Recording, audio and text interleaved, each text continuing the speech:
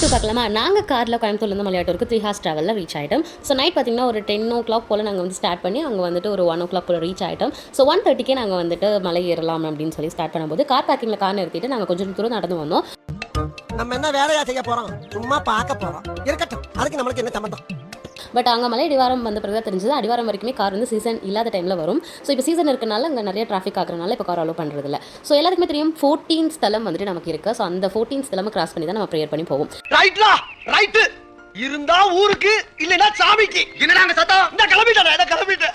ஸ்டார்டிங்கில் நல்லா தான் இருந்தது. மோட்டேஷனாக கிளம்பி வந்தால் தான் தெரிஞ்சது, போக போக ஏற முடியாமல். ஏன்னா நான் வெறுங்காலில் ஏறினேன். இந்த 6வது ஸ்தலம் வந்த பிறகு பார்த்தீங்கன்னா உங்களுக்கு அங்கே ரெஸ்ட் ரூம்ஸ் ப்ளஸ் வந்து இடையில பைப் எல்லாமே இருக்கும். இடத்துல வந்து ரொம்ப லெக் பெயின் ஆகிட்டு நான் வந்து பாரமெல்லாம் உட்காந்துட்டேன். பேச்சாடா பேசுனேன், கொஞ்சம் பேச்சா பேசுனேன். மன்னர் பரம்பரை, மண்ணாங்கட்டி பரம்பரை நீ. அப்படிதான் மக்கள் இருந்தது. இதுக்கப்புறம் என்னாச்சு அப்படின்னு சொல்லி நீங்கள் தெரிஞ்சுக்கணும்னு நினச்சிங்கன்னா பார்ட் 3 அப்படின்னு சொல்லிட்டு கமெண்ட் பண்ணுங்கள். மறக்காம நான் வீடியோ உங்களுக்கு அகைன் வந்து அப்லோட் பண்ணுறேன். நம்ம பேஜை ஃபாலோ பண்ணிட்டு சப்போர்ட் பண்ணுங்கள்.